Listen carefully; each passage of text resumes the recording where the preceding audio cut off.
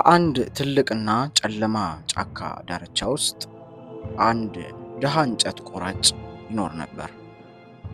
ይሄ ድሃ እንጨት ቆራጭ ከሁለት ልጆቹ ከሃንሰልና ከግሬተል ጋር እንዲሁም ከክፉ የእንጀራ እናታቸው ጋር ይኖር ነበር። በምድሪቱ ላይ ታላቅ ረሃብ ሰፍኖ ነበር። ቁም ሳጥናቸውም ባዶ ሆነ። ሚስቴ ሆይ ምንም የቀረ ነገር የለም። ሁላችንም በረሃብ ልናልቅ ነው። እንግዲያውስ ልጆቹን ማስወገድ አለብን። ወደ ጫካ ወስደን እዚያው እንተዋቸው። ፈጽሞ አይሆንም። እንዴት የገዛ ልጆችን አራዊት እንዲበሏቸው ጥያቸው እሄዳለሁ? እንግዲያውስ አራታችንም በረሃብ እናልቃለን ማለት ነው። አንተ ሞኝ፣ ነገ የሬሳ ሳጥናቸውን ትሰራለህ። እሷም ምስኪኑ ሰውዬ እስኪስማማ ድረስ እየተከራከረችና እየተቆጣች ቆየች። ልጆቹ ግን አልተኙም ነበር። ሃንሰልም ሁሉን ነገር ሰምቶ ነበር። ግሬተል ንቂ፣ ትልቅ አደጋ ላይ ነን። ኦ ሃንሰል፣ ምን ይሻለናል? ዝም በይ ግሬተል፣ አትጨነቂ፣ እኔ ዘዴ አለኝ። ወላጆቹ ጭልጥ ያለ እንቅልፍ ሲወስዳቸው ሃንሰል ተደብቆ ወደ በር ወጣ። በጨረቃ ብርሃን ታጅቦ ወደ ውጭ ሲወጣ የአትክልት ስፍራው ታየ። ነጭ ጠጠሮቹም እንደ ብር ሳንቲም ያበሩ ነበር። እነዚህ ወደ ቤት የምንመለስባቸውን መንገድ ለማግኘት ይረዱናል። ተኝ ግሬተል፣ እግዚአብሔር አይተወንም። ተነሱ እናንተ ሰነፎች፣ እንጨት ለመቁረጥ ወደ ጫካ እንሄዳለን። ይህ ለምሳቸው የሚሆን ቁራሽ ዳቦ ነው። ከሰዓቱ በፊት በልታችሁ እንዳትጨርሱት። የሃንሰል ኪሶች በጠጠሮች ተሞልተው ስለነበር ግሬተል ዳቦዋን በአፕሮኗ ስር አገኘችው። ሁላቸውም በአንድነት ወደ ጫካው ጉዞ ጀመሩ። ሃንሰል በመንገዱ ላይ ነጭ ጠጠሮችን እየጣለ ነበር። ልጆች እዚህ ጠብቁ፣ እኔና እናታችሁ ተመልሰን እንመጣለን። ትናንሽ የዳቦ ፍርፋሪዎችን ተካፍለው እየበሉ ጠበቁ። ያ የአባቴ መጥረቢያ ነው፣ እዚሁ አቅራቢያ አለ። ነገር ግን መጥረቢያው አልነበረም። ዝም ብሎ የአንድ ዛፍ ቅርንጫፍ ነበር። እየጠበቁ ቆዩ። ቆይ ግሬተል፣ ጨረቃዋ ከፍ ስትል መንገዱ ይታየናል። ተመልከቺ፣ ጠጠሮቹ እያበሩ ነው፣ መንገዱን ያሳዩናል። ሌሊቱን ሙሉ ምልክቱን ተከትለው ተጓዙ። ጠዋት ሲሆን የአባታቸውን ቤት አዩ። እናንተ ክፉ ልጆች፣ ለምንድን ነው ጫካ ውስጥ ይህን ያህል የቆያችሁት? ኦ ልጆቼ፣ ለዘላለም የጠፋችሁ መስሎኝ ነበር። ነገር ግን እፎይታቸው አልቆየም። ረሃቡ እየበረታ ሄደ። ግማሽ ዳቦ ብቻ ነው የቀረው። እንደገና መሄድ አለባቸው። በዚህ ጊዜ ደግሞ ጠለቅ ወዳለ ጫካ። ይህንን ማድረግ ኃጢአት ነው፣ ግን ምናልባት ይሻል ይሆናል። እንደገና ልጆቹ ሁሉንም ሰሙ። ተጨማሪ ጠጠሮችን ማግኘት አለብኝ። በዚህ ጊዜ እንጀራ እናቱ ከታተለው ነበር። አንተ ልጅ አልጋ ላይ ተኛ።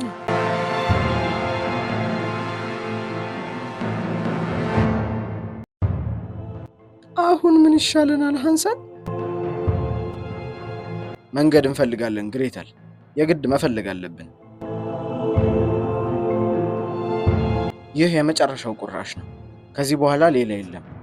እየቆመ በመንገዱ ላይ የዳቦ ፍርፋሪ ይጥል ነበር።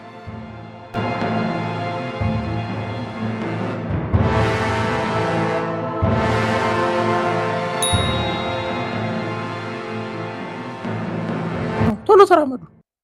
ሃንሰል ግን ወፎቹን አላያቸውም። ፍርፋሪውን በልተውት ነበር። እዚህ እሳቱ አጠገብ ጠብቁ፣ ተመልሰን እንመጣለን። ብዙ ጠበቁ፣ ግን ማንም አልመጣም። ጨረቃ ወጥታለች። የዳቦ ፍርፋሪዎቹ መንገዱን ያሳዩናል። ነገር ግን ሲመለከቱ ፍርፋሪዎቹ አልነበሩም። ሃንሰል፣ ወፎቹ በልተውታል፣ ጠፋን። ከዚያም አንዲት ውብ ነጭ ወፍ መጣች። ዘፈኗም የሚጠራቸው ይመስል ነበር። ውብ ናት ሃንሰል። ወዴት እየመራችን ይሆን? ወደ አንድ ክፍት ቦታ ከምግብ ወደ ተሰራ ቤት መራቻቸው። ሃንሰል፣ እውነት ነው? ከኬክ የተሰራ ቤት። አዎ እውነት ነው። ጣፋጭ ነው ግሬተል፣ ይጣፍጣል።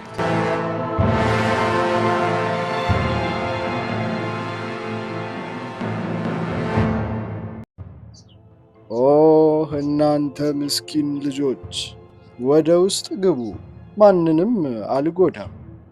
ለስላሳ አልጋ ሰጠቻቸውና ወዲያው ተኙ።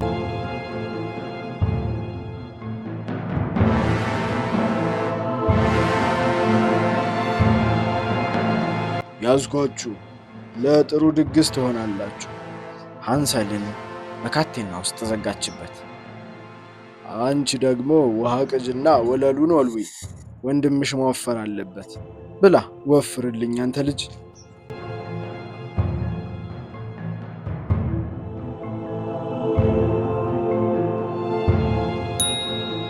አንተ ልጅ ጣትህን አውጣ መወፈርህልኝ። ሃንሰል ግን ብልህ ነበር። ግሬተል ቀጭን የዶሮ አጥንት አግኝታ ሰጠችው።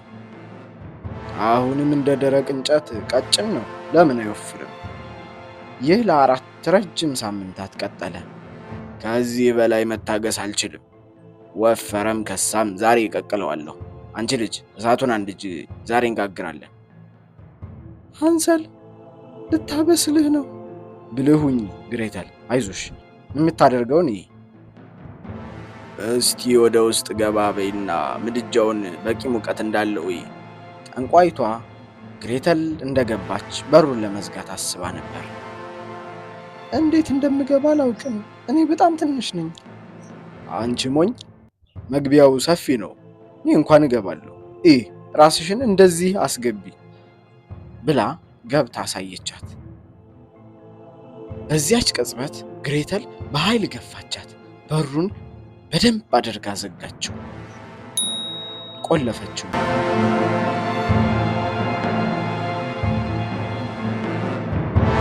ያቺ ክፉ ጠንቋይ አበቃላት። ሃንሰል ነፃ ወጣህ፣ እሷ ጠፍታለች። ግሬተል አደረግሽው፣ አዳንሽን።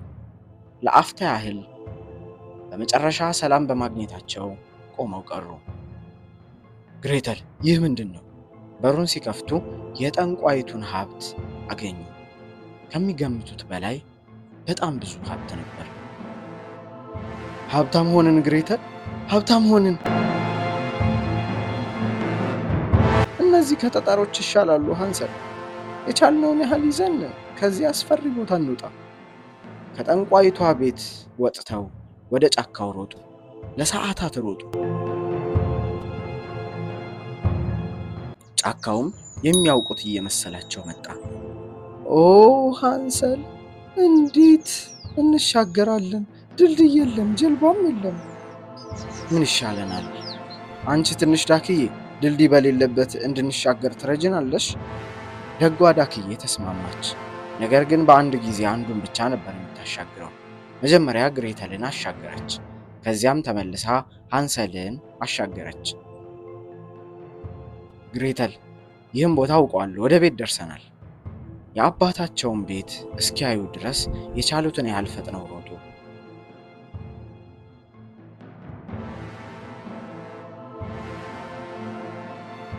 አባዬ መጣን። ልጆቼ እናንተን ጫካ ውስጥ ትቻችሁ ከመጣሁበት ጊዜ ጀምሮ አንድም ደስተኛ ሰዓት አላሳለፍኩም። ልጆቹ ያቺ ክፉ የእንጀራ እናታቸው መሞቷን ተረዱ። ተመልከት አባዬ፣ ከእንግዲህ አንራብም። ከድህነት የወጡበት ጉዞም ተፈጸመ። በዚህም ችግራቸው አብቅቶ በፍጹም ደስታ አብረው ኖሩ። ተረቴን መልሱ፣ አፌን በዳቦ አብሱ።